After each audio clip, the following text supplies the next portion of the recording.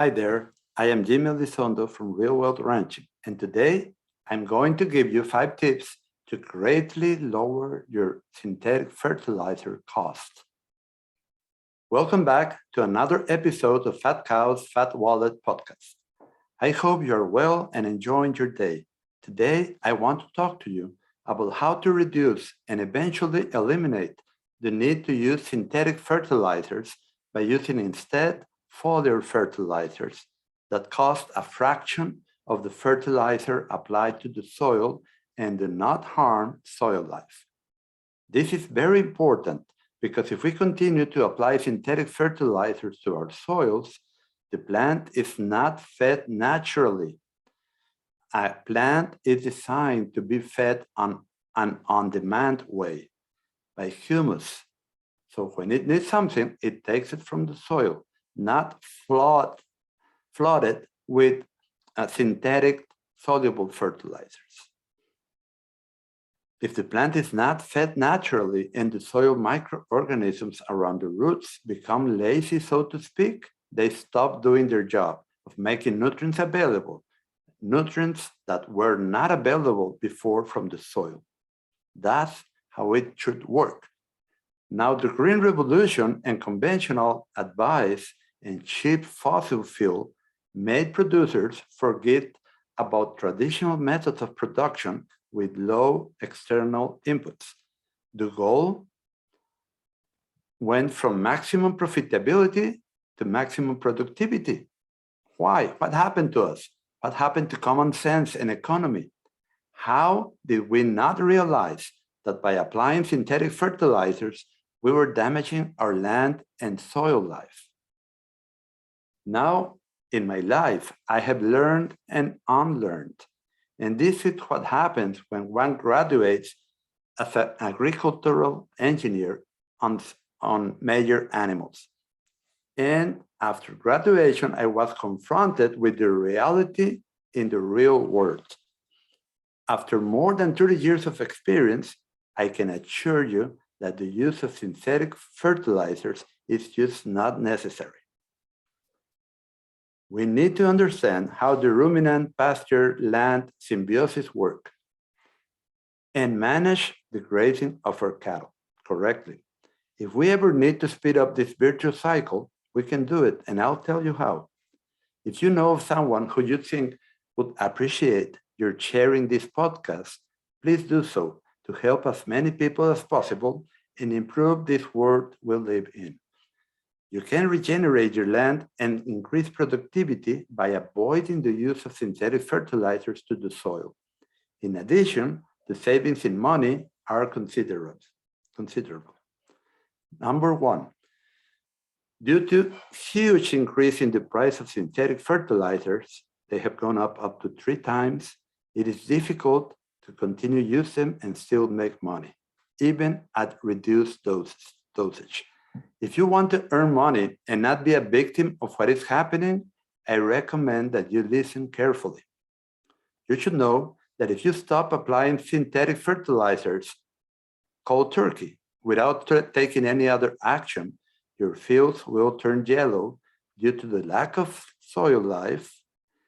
And how do I know this? It happened to me.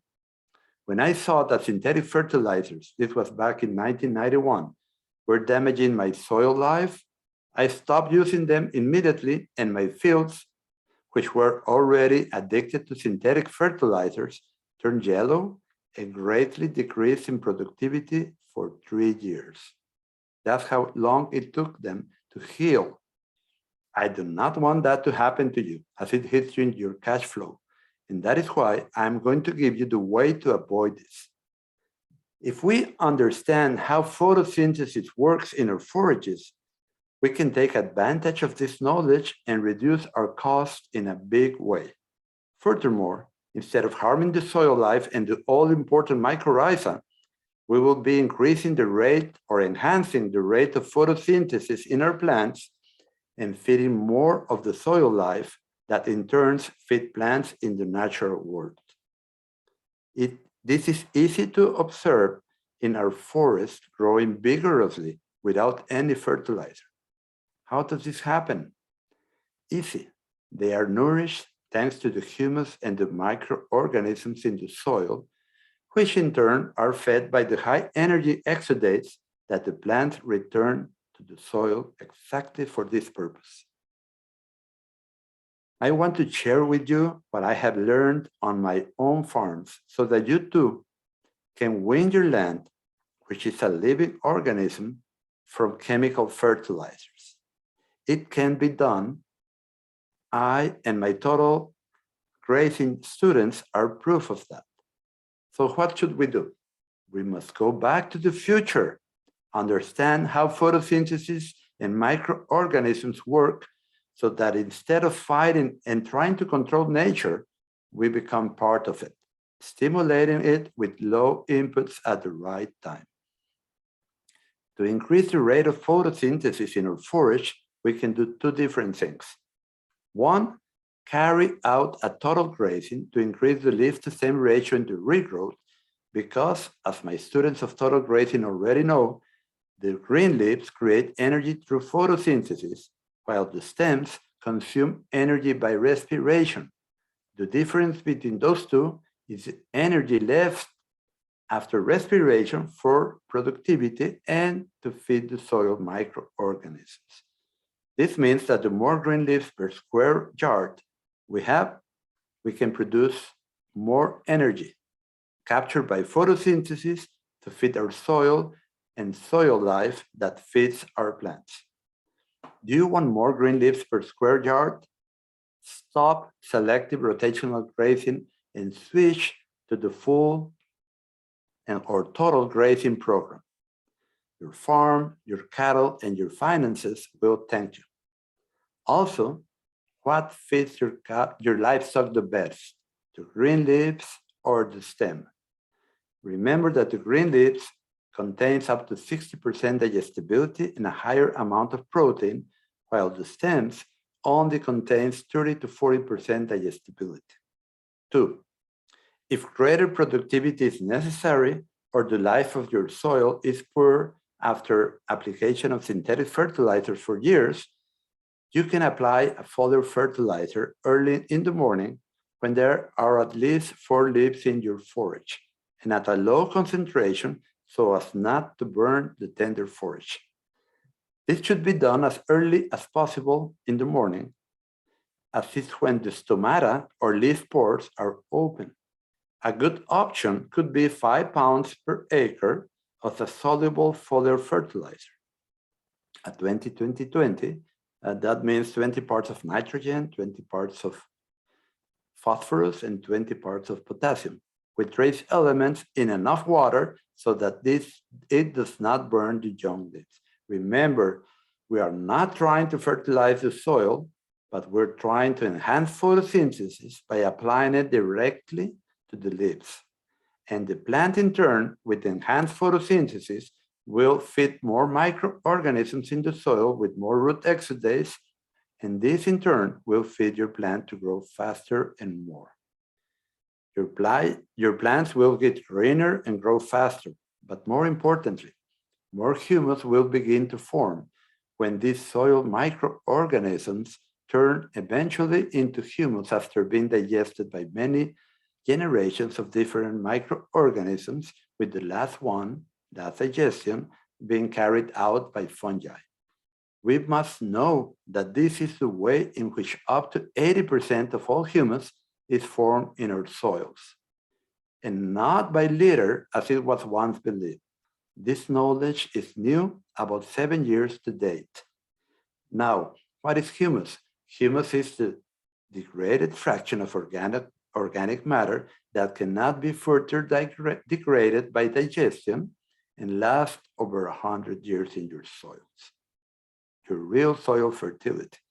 Number 3, use legumes in your fields. As we already know, thanks to their symbiosis with certain bacteria that fix nitrogen from the air, legumes can produce part of the nitrogen required for our soils. Let us remember that the air we breathe contains 78% nitrogen, but that is not what legumes contribute most. because there are bacteria in the soil that also provide nitrogen in a form available to plants. Legumes provide other types of high-energy exudates to our soil microorganisms so that the improvement of your soil is even faster. They also offer greater nutrition and dietary and diversity for the digestion in your livestock. 4, gradually reduce the application of synthetic fertilizers. Why not all at once? Well, since by using synthetic fertilizers, we made our soils dependent or addicted to it, we must gradually prepare our soils to function on their own in a natural way. My recommendation is to cut it by half the first year, then to a quarter the second year, and completely remove it the third year. This is synthetic fertilizers applied to the soil. You must spray the previously mentioned fodder fertilizer as many times as necessary in this transition period. Later, you will see that it will no longer be necessary to apply the fodder fertilizer, more than on a few occasions when more forage is required due to bad growing conditions. 5, rotate agriculture with livestock. This has been done for centuries.